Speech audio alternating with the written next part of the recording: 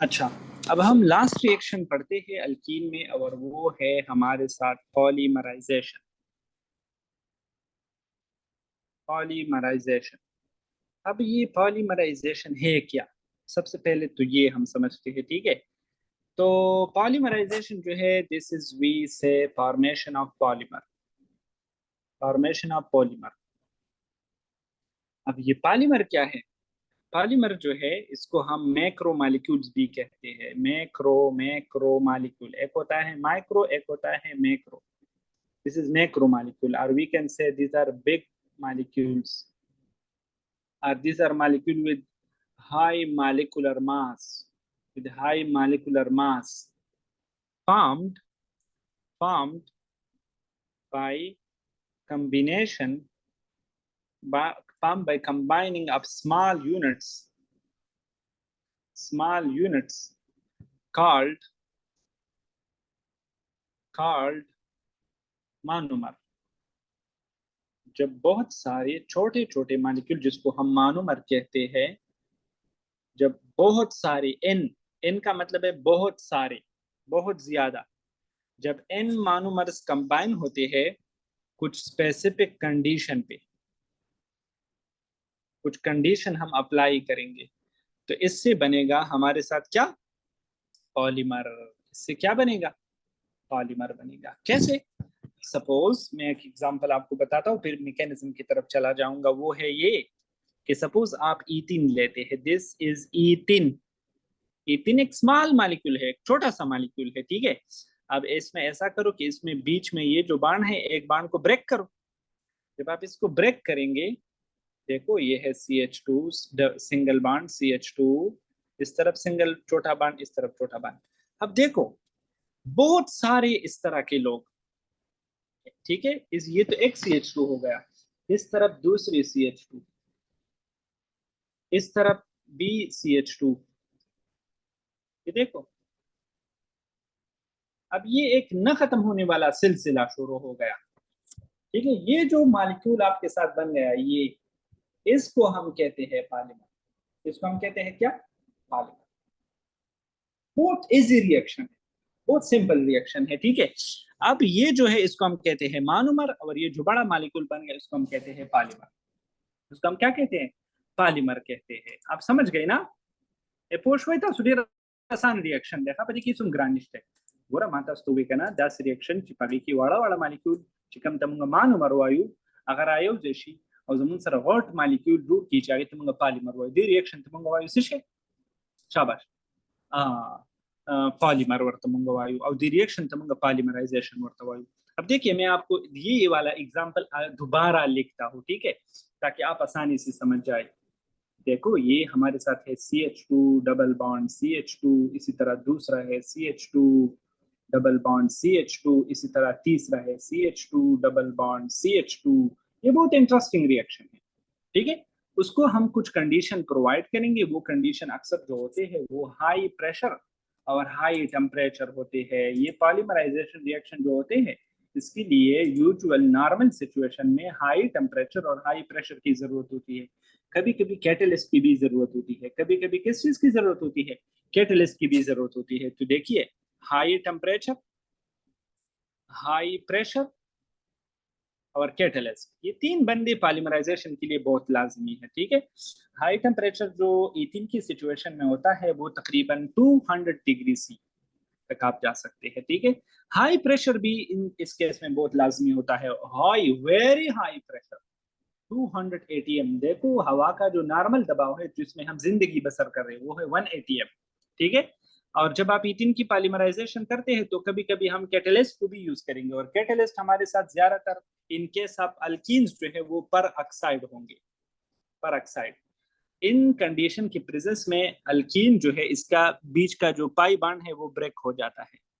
जब ये ब्रेक हो जाएगा, बहुत ज्यादा इंटरेस्टिंग है ये। देखो CH2 single bond CH2, single bond CH2, single bond CH2, single bond CH2, सारे के सारे सिंगल बॉन्ड CH2 बन गए। और बीच में देखिए, बीच में देखिए ये एक बॉन्ड बन गया। तो अभी एक न खत्म होने वाला जो है वो एक सिलसिला शुरू हो गया। ये जो चीज बन गया इसको हम कहते हैं पॉलीमर, ठीक है। और ये जो छोटे छोटे टुकड़े हमने लिए थे, ये वाले ये वाले ये वाले, इसको हम कहते हैं मानोमर। और ये मानोमर अक्सर रिपीटिंग मानोमर होंगे। रिपीटिंग मानोमर का मतलब ये है सेम होंगे, डिफरेंट भी हो सकते हैं, कभी कभी हम डिफरेंट भी लेते हैं, ठीक है।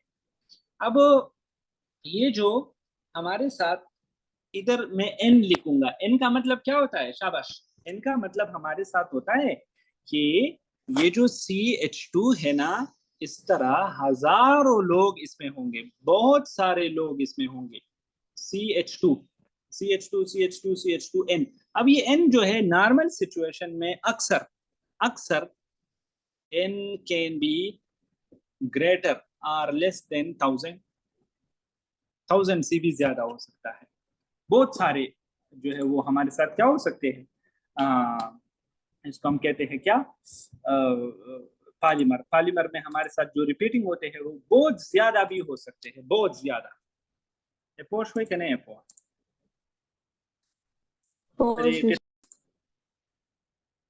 तो अब कॉमन लाइफ में इसका मैं एक एग्जांपल आपको बताता हूँ। ये जो रिएक्शन में दोबारा लिखता हूँ ताकि आप बिल्कुल आसानी से समझ जाए, ये है CH2 डबल बॉन्ड CH2। बहुत सारी CH2 को जब हम लेते हैं तो इससे बनता है हमारे साथ क्या। अब नाम की तरफ देखो, इसका नाम क्या होगा।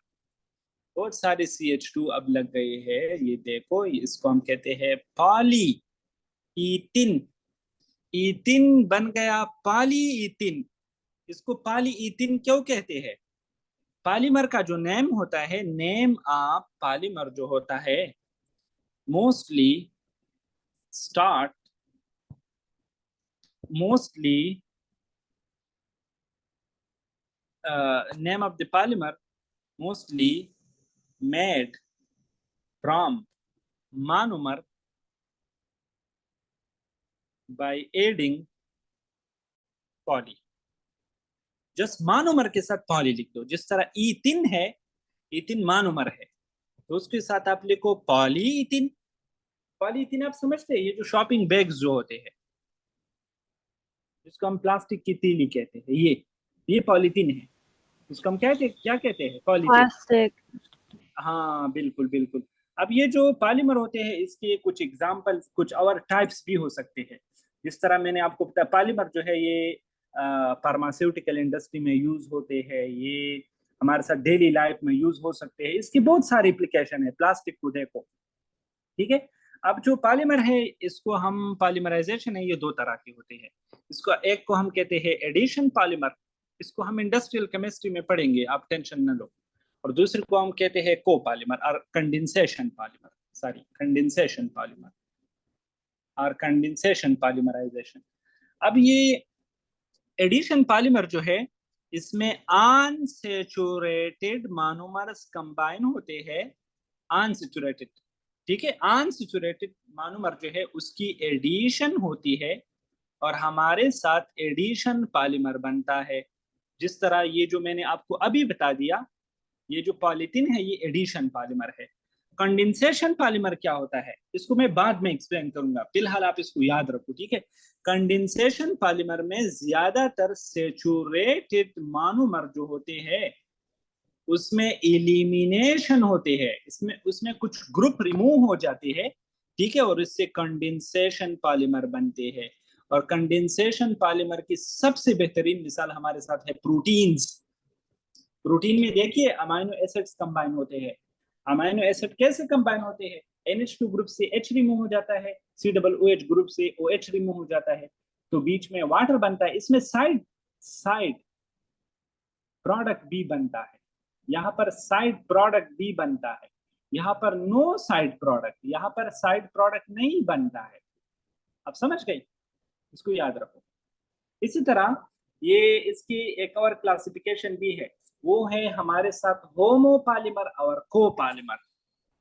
होमो होमो पॉलीमर और ये है कोपॉलीमर, ठीक है। अब ये होमोपॉलीमर क्या है और को, ये देखो नाम को देखो यार, खुदा की बंदो, होमो का बंदा है सेम। जब सेम मोनोमर्स कंबाइन होते हैं तो ये हमारे साथ होमोपॉलीमर बनते हैं। One type of monomer when combined they will form homopolymer. when two are different kind of polymer, different monomers combine, they will form what? They will form copolymer. ये copolymer जो है हमारे साथ क्या करेगा, बनाएगा। अब ये होमोपॉलीमर की सबसे बेहतरीन मिसाल जो अभी मैंने आपको बता दिया वो है पॉलीइथिन। पॉलीइथिन। और कोपॉलीमर का सबसे बेहतरीन मिसाल जो हमारे साथ है वो स्टायरिन है। स्टायरिन। स्टायरिन। ब्यूटाडाइइन